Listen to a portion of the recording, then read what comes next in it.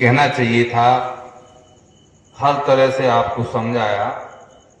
अब संचालक महोदय जी ने कुछ हमारे तरफ इशारा किया है।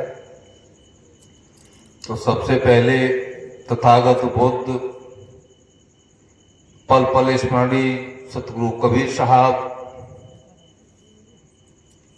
संत श्रोमणी गुरु रविदास जी, बाबा साहब, गुरु अमोल विवेक के चरणों में पुष्प अर्पित करते हुए, आज की अध्यक्षता करते हुए माननीय राजकुमार साहब और सत्संग करा रहे माननीय सुगर साहब जी, व मंच पे बैठे हुए सभी संत, भक्त समाज, भक्तमती देवियां, प्यार करने योग नन्हे मुन्ने बच्चे, सभी को हमारी तरफ से नमो बुद्धाय, जय भीम, साहिब बंदगी कृपया स्वीकार करें। ये सत्संग तो वैसे टल गया था, बड़े दुख के साथ थोड़ा सूचित करना पड़ रहा है कि यहाँ एक बच्चे की कैजुअल्टी हो गई थी। तो मैं उनको बहुत धन्यवाद देना चाहूँगा। उन्होंने ये सत्संग कैंसिल नहीं किया, उनका मैं बहुत बड़ा योगदान समझता हूँ। जो कि ये एक तो रक्तदान होता है, अन्नदान होता है, वस्त्र दान होता है, और इसको कहते हैं बाणी का दान। कबीर साहब ने कहा भी है एक शब्द उसमें साखी में कि शब्द है मारा गिर परा, शब्द ही छोड़ा राज, जिन जिन शब्द विवेकिया तिनको शरिगो काल। देखिए, शब्द के द्वारा पता नहीं किसको कहां से कहां तक शब्द लग करके और आगे बढ़ जाए और कितना सुधार हो जाए ये कहा नहीं जा सकता। तो इसलिए मैं उनको बार बार धन्यवाद देना चाहूंगा। लेकिन एक प्रार्थना और मैं सभी बंधुओं से करना चाहूंगा, उस बच्चे के शोक में केवल 2 मिनट के लिए आप अपने अपने स्थान पर खड़े हो जाएं और मौन धारण कर लें। उसके बाद मैं अपना प्रवचन आपको सुनाऊंगा, केवल मात्र 2 मिनट के लिए। उस बच्चे के लिए आप अपने अपने स्थान पर खड़े हो जाएं और शोक संदेश उस बच्चे तक भेजें। ये हमारी आपसे प्रार्थना है।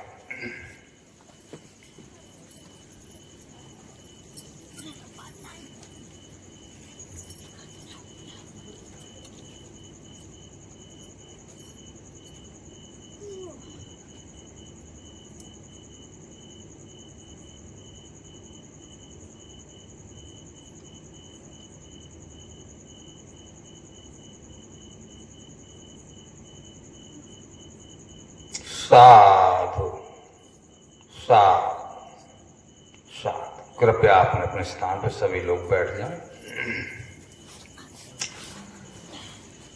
देखिए, यदि बाबा साहब न होते तो आज मैं इस मंच पे नहीं होता। ये हमारी बेटियां जो सामने बैठी हैं, हमारे श्रोता बंधु बैठे हैं, यदि बाबा साहब न होते तो आपको कुर्सियां नसीब नहीं होती। तो लोग बाबा साहब को, मैं इस समय समझ रहा हूं, लगभग करीब 50% लोग मान रहे हैं। बड़ी खुशी की बात है, आप लोग मान रहे हैं बाबा साहब को। लेकिन एक दुख भी होता है कि बाबा साहब को तो मानते हैं लेकिन बाबा साहब की नहीं मानते हैं, इस बात का दुख है। तो बाबा साहब को मानने से ज्यादा बाबा साहब की मानो तो आपका कल्याण होगा। और पहले तो बाबा साहब को जाने। बाबा साहब एक संविधान के शिल्पकार थे, विश्व के विद्वान कहे जाते हैं, जिनके पास 32 डिग्रियां थी, 9 भाषाओं का ज्ञान था। वैसे इंडिया में एक और हुआ है व्यक्ति जिसके पास 145 डिग्रियां हैं थी, लेकिन उसकी डिग्री खरीदी हुई थी और बाबा साहब की डिग्री अपनी मेहनत करके उन्होंने प्राप्त की थी। शायद आपको पता होगा, बीएससी की डिग्री 8 वर्ष में होती है अमेरिका से। वो आप लोगों को पता है कितने समय में किया था बाबा साहब ने? 2 साल और 3 महीने में। ऐसा विश्व में कोई भी विद्वान नहीं हुआ, कोई भी ऐसा उस समय छात्र नहीं हुआ था जो कि डीएससी की डिग्री और 2-3 साल में या मतलब 6 साल में कर ले। वो केवल एक बाबा साहब ही थे। उसके बाद दूसरी डिग्री लोग कहते हैं अरे ये दलित हैं, ये मतलब शूद्र हैं, ये क्या जाना पढ़ाई लिखाई। दूसरी डिग्री डीएससी की थी के आर नारायणन के पास, वो भी एससी समाज के थे। तो बाबा साहब इतने विद्वान थे और आज हम उनकी विद्वता को अपने में नहीं उतार पा रहे हैं, इस चीज का हमें बहुत दुख है। शिक्षा दिन प्रतिदिन गहरे में चली जा रही है, हमारा समाज गिरता जा रहा है। अभी हमारे संत बंधु कह रहे थे कि शिक्षा वह, और ये बाबा साहब का मूल मंत्र है कि शिक्षा वह शेरनी का दूध है जो पिएगा वो दहाड़ेगा। इसका अर्थ ये होता है कि शिक्षित बनिए और शिक्षित बनाइए। उसके बाद दूसरा उन्होंने मूल मंत्र क्या दिया था? संगठित रहिए। उसके बाद संघर्ष करिए। इन मूल मंत्रों के द्वारा हमें बाबा साहब ने अवगत कराया है। और ये पता होगा आपको कि संविधान में बाबा साहब ने कितने आर्टिकल लिखे हैं और संविधान में टोटल आर्टिकल कितने लिखे गए थे। ये पढ़े लिखे लोग समझ सकते हैं, हर व्यक्ति के ये पल्ले नहीं पड़ेगी, ये मैं मान रहा हूं। तो संविधान में 395 आर्टिकल लिखे गए थे और उसमें 314 आर्टिकल बाबा साहब ने अपनी कलम से टोटल लिखे थे, अपनी कलम से। और जो अन्य 6 सदस्य जो थे उन्होंने मात्र 81 ही आर्टिकल लिख पाए थे। तो इसलिए बाबा साहब को संविधान के शिल्पकार के रूप में कहा जाता है। और तभी बाबा साहब को भारत रत्न का पुरस्कार दिया गया, मरणोपरांत। विश्व में तो ये कहते हैं लोग उनको विश्व रत्न का, अन्य देशों के लोग कहते हैं विश्व रत्न का बाबा साहब को देना चाहिए था, लेकिन वो नहीं हो पाया। अभी वो केवल भारत रत्न ही होके रह गए। आया समझ में? तो इसलिए बाबा साहब को समझे जरूर, और जब आप समझेंगे तब जानेंगे कि बाबा साहब ने हमारे साथ में क्या किया था। तब बाबा साहब की बात को आप लेकर के आगे बढ़ पाएंगे।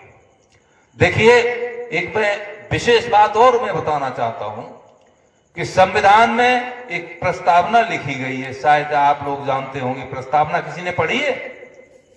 और उस प्रस्तावना में से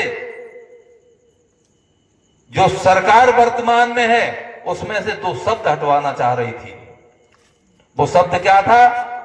समाजवादी और पंथ निरपेक्ष। तो सुप्रीम कोर्ट में जब याचिका पहुंची कि ये 2 शब्द हटा दीजिएगा, तो सुप्रीम कोर्ट के जजों ने साफ मना कर दिया कि ये संविधान में से एक न तो मात्रा घट सकती है और न एक बिंदी बढ़ सकती है, ये नहीं होगा, और मना कर दिया।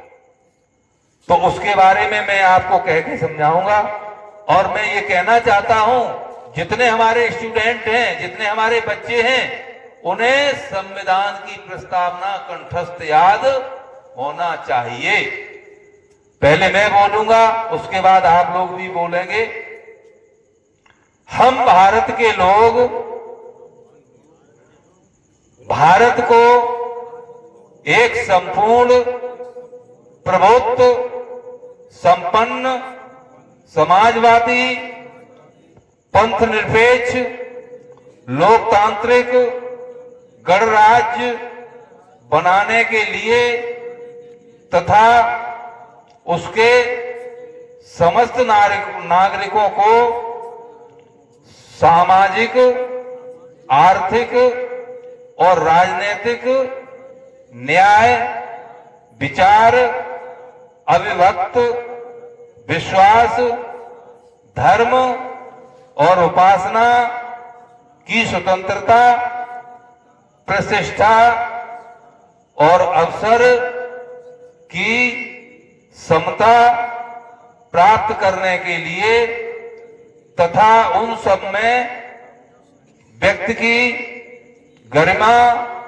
और राष्ट्र की एकता, और अखंडता सुनिश्चित करने वाली बंधुता बढ़ाने के लिए दृढ़ संकल्प होकर अपनी इस संविधान सभा में आज तारीख 26 नवंबर 1949 ईस्वी मिति मार्गशीर्ष शुक्ला सप्तमी संमत 2006 विक्रमी को एतद द्वारा इस संविधान को अग्रीकृत अधिनियमित और आत्मकृत करते हैं। ये था, ये पूरा संविधान है। इसको यदि आप समझ लें तो आप पूरा संविधान समझ जाएंगे। ये संविधान की रीढ़ की हड्डी है। ये बाबा साहब ने लिखा था। इसमें से न तो एक अक्षर घटाया जा सकता है और न एक अक्षर बढ़ाया जा सकता है। अभी हमारे त्यागी जी कह रहे थे कि बाबा साहब ने वास्तव में, चाहे आप बुद्ध को ले लें, चाहे कबीर साहब को ले लें, चाहे संत श्रोमणी रविदास जी को ले लें, इन्होंने अपने अपने जीवन में सारा जीवन समर्पित कर दिया है। और हमारे संतों ने भी बहुत कुछ कहा है। देखिए अमोल साहब ने एक शब्द में क्या कहा है, लास्ट वाली कड़ी में उन्होंने कहा है कि यह गाना नहीं रोना है, कभी अमोल का कहना है, दुखों में मस्त रहना है। इधर कबीर साहब का एक मंगल आता है, उसमें लिखा है कि सुखिया सब संसार है, खाए और सोवता, दुखिया एक कबीर है, जगे और खोजता। इसका अर्थ समझे आप लोग? ये संत आपको समझा नहीं रहे हैं, ये संत मन ही मन में रो रहे हैं, ये दुखी हो रहे हैं। ये अपने दुख से दुखी नहीं है, आपके दुख से दुखी हैं। क्या, क्यों दुखी है?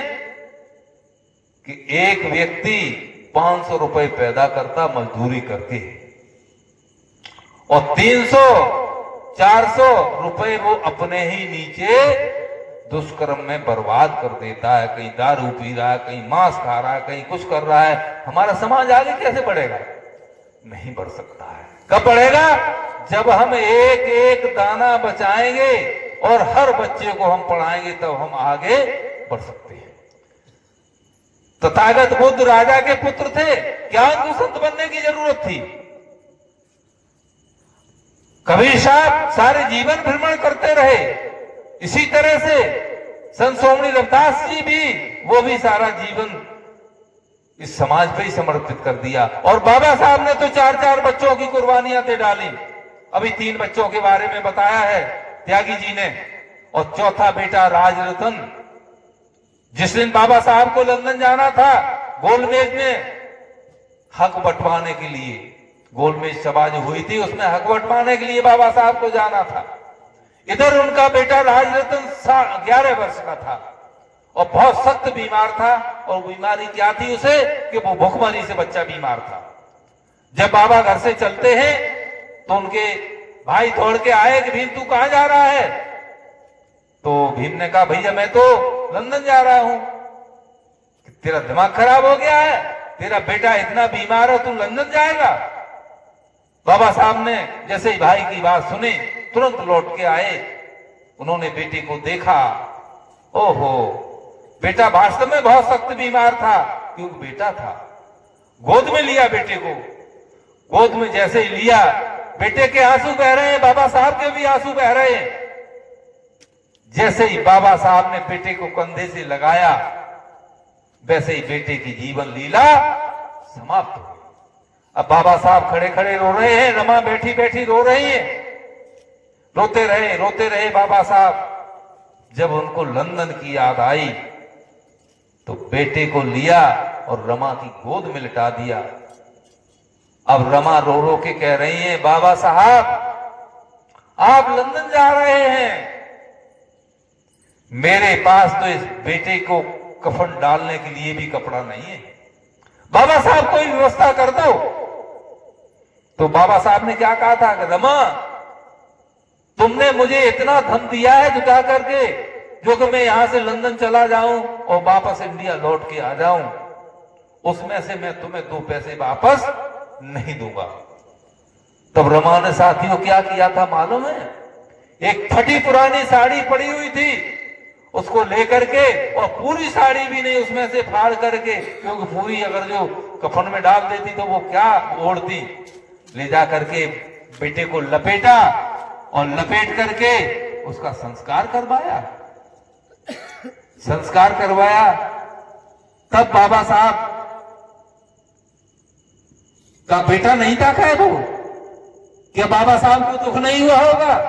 फिर बाबा साहब चल देते हैं वहां से, उनके भाई दौड़ के आए कि अरे भीम तू कहां जा रहा है, तेरा दिमाग खराब हो गया है, तेरा बेटा खत्म हो गया और तू छोड़ के जा रहा है बेटे को। तो बाबा साहब ने क्या कहा था मालूम है? बाबा साहब ने कहा था कि भैया अभी तो एक बेटा मरा है, और अगर जो मैं लंदन नहीं पहुंचा तो करोड़ों करोड़ों बेटों की हत्या हो जाएगी। लोग कहते हैं बाबा साहब ने केवल ऐसी के लिए किया। अरे भाई तुम्हें पता नहीं, बैकवर्ड को भी नहीं मालूम है। आपको पता होगा इटावा डिस्ट्रिक्ट में चोटी काट करके और एक महिला के मूत्र से उसको मतलब छिड़काव कराया गया था। तो ये लोग किसकी देन से पकड़े गए थे? किसकी कानून थी वहां पे? वो संविधान की कानून से आज दिन तक वो जेल में बंद है। आए समझ में? वो ये कहते हैं कि हमारे लिए बाबा साहब ने क्या किया। बाबा साहब ने ऐसा कोई समाज नहीं जिसके लिए बाबा साहब ने न किया हो। लेकिन बात तो ये है, बाबा साहब ने कहा था कि संविधान चाहे कितना भी अच्छा लिखा जाए, चाहे कितना भी अच्छा लिखा जाए, लेकिन उसको चलाने वाले सही नहीं है तो अच्छा भी खराब हो जाएगा। तो इसलिए हमारा सभी से ये निवेदन है कि आप गीता पढ़ते हैं, महाभारत पढ़ते हैं और रामायण पढ़ते हैं, लेकिन संविधान कितने लोग पढ़ते हैं? कितने लोगों के यहां संविधान पढ़ा जाता है? आज अगर जो धर्म ग्रंथ है तो हमारा संविधान है। संविधान में क्या है? हमारे अधिकार लिखे गए हैं। मूल अधिकार कितने हैं, मूल कर्तव्य कितने हैं, पता है किसी को? नहीं मालूम है, क्योंकि आप संविधान पढ़ते ही नहीं है। जब आप संविधान पढ़ेंगे तो हम आप आगे बढ़ेंगे।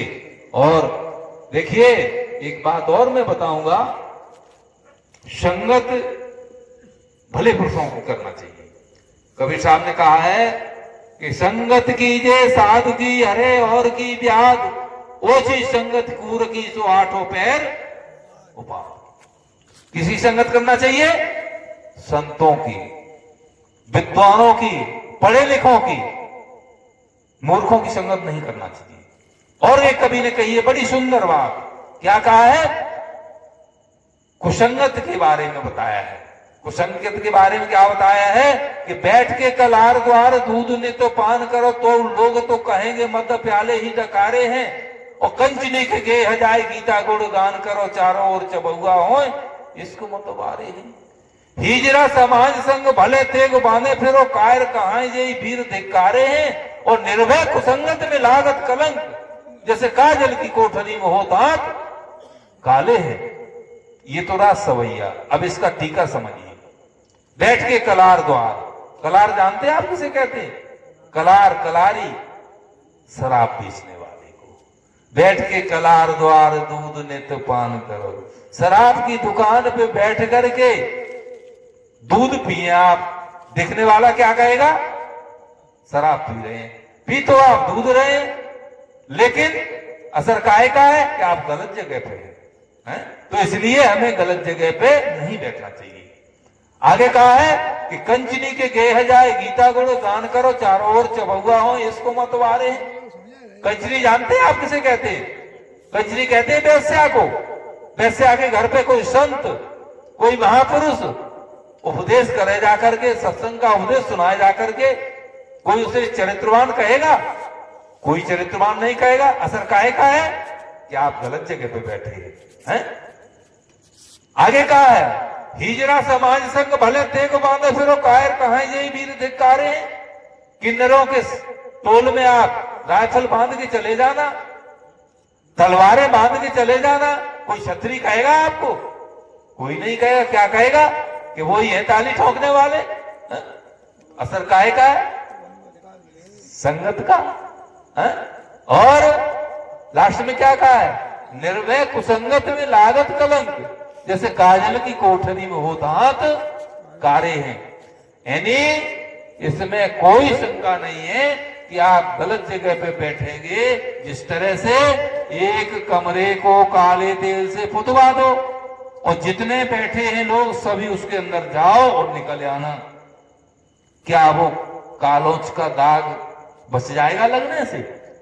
कोई कोई बहुत समझदार होगा वो उसमें से बच सकता है निकल के, लेकिन जिसके लगा है वो रगड़ा लगा देगा तो बचेगा वो भी नहीं। तो इसलिए हमें अच्छे महापुरुषों की संगत करना चाहिए और उनकी बात को मानना चाहिए।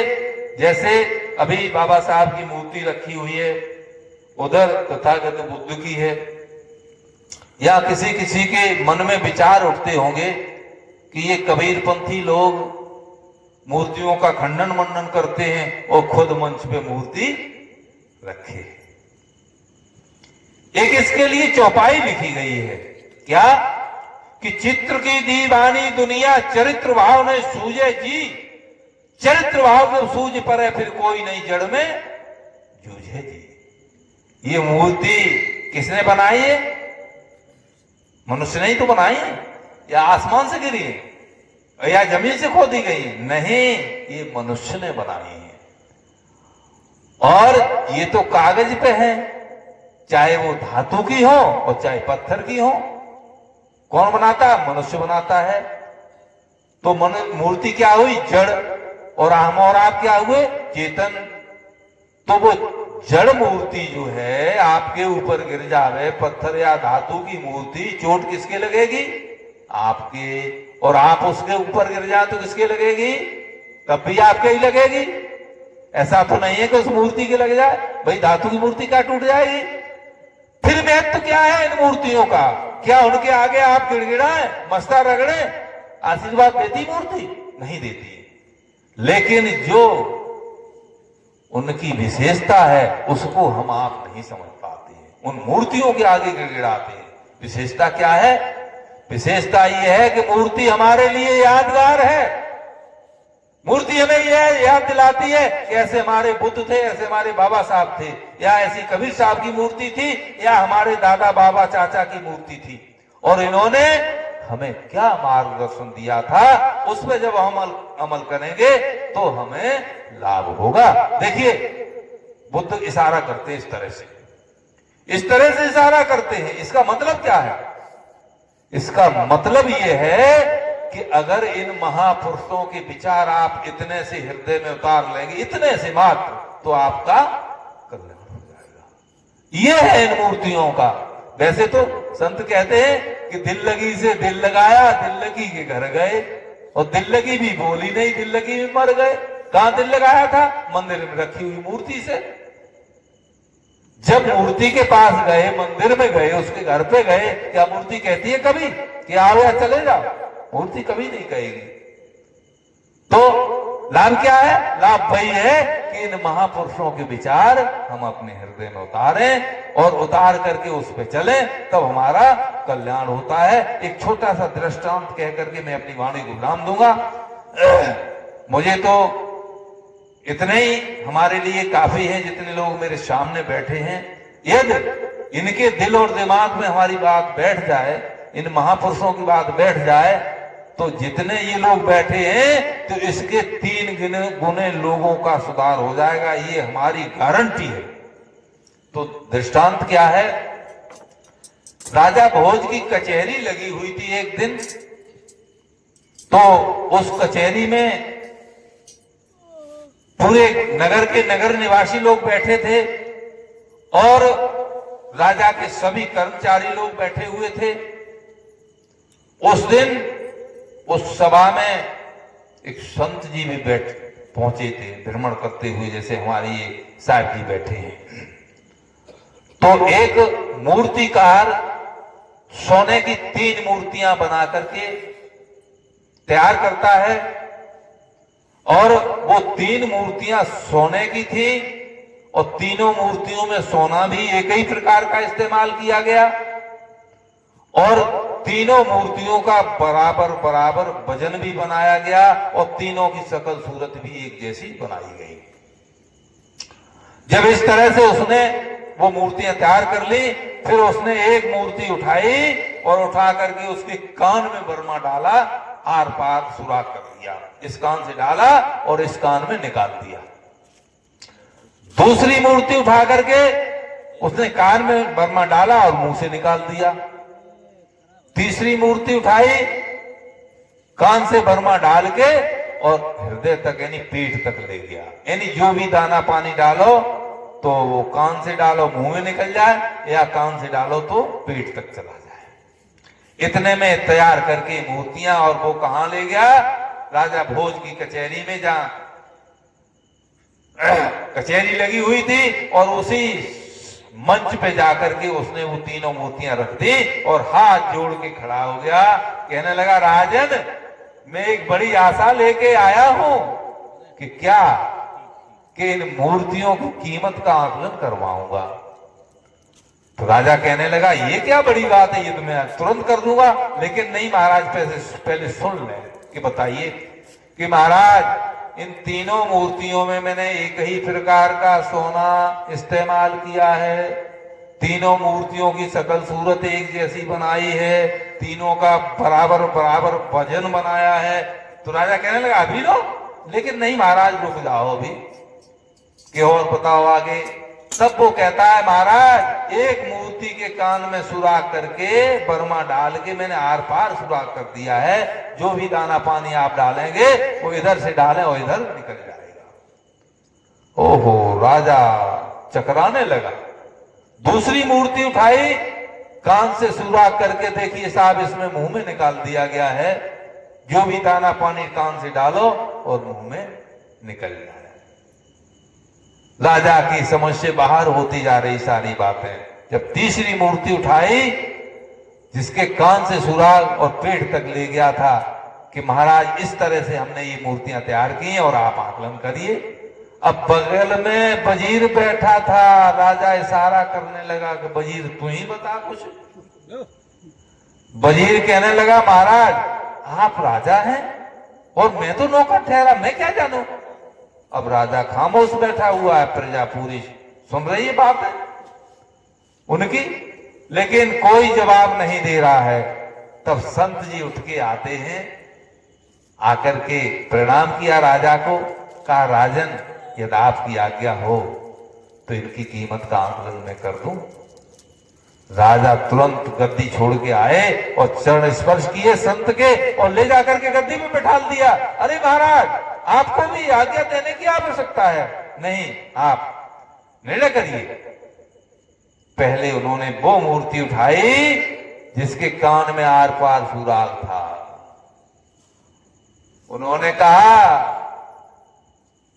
राजन, इस मूर्ति की कीमत तो कौड़ी भी नहीं है। सामने बैठी हुई जनता कहने लगी, देखो जी बबुआ पागल हो गए, खाए खाए के फ्री की रोटी चिकनी चाने करे फिर रहो, और का 2 पैसा कीमत ना, ये सोने की मूर्ति। कि महाराज ऐसे नहीं तुम्हारी बात मानेंगे। कि कैसे मानोगे, कि समझा दो मुझे। तो संत जी कहते हैं कि देखिए, जो लोग संतों का उपदेश इस कान से सुन करके और इस कान में निकाल देते हैं, उनका कोई मूल्य नहीं होता है। साथियों, जनता ने तालियों से स्वागत किया संत का, कि ओहो संत के देखिए कितने अनमोल विचार हैं। जब दूसरी मूर्ति उठाई, संत जी कहने लगे कि देखिए, इस मूर्ति की कीमत है 50 लाख टका। कि वो कैसे? कि वो इस तरह से कि जो लोग संतों के, महापुरुषों के विचारों को सुन करके औरों को उपदेशित कर देते हैं, वो फिर भी धन्य है। इतनी बात जैसे ही संत जी की सुनी है, तो लोगों ने फिर संत का स्वागत किया। जब उन्होंने, संत जी ने तीसरी मूर्ति उठाई है, कहने लगे चिल्ला करके कि देखिए, इस मूर्ति की कीमत है अनमोल, जितना ही इसका मोल लगा लो उतना ही कम होगा। कि वो महाराज कैसे, कि जो लोग संतों के विचारों को सुनकर के अपने जीवन में और अपने हृदय में उतार लेते हैं, बस कल्याण उन्हीं का होता है। तो साथियों, मैं अपनी वाणी को विराम दूंगा। बोलिए सद्गुरुदेव की, संत समाज की, श्रोता बंधुओं की, सत्संग कराने वालों की, नन्हे मुन्ने बच्चों की, भक्तमती देवियों की, बोलिए सतगुरुदेव की।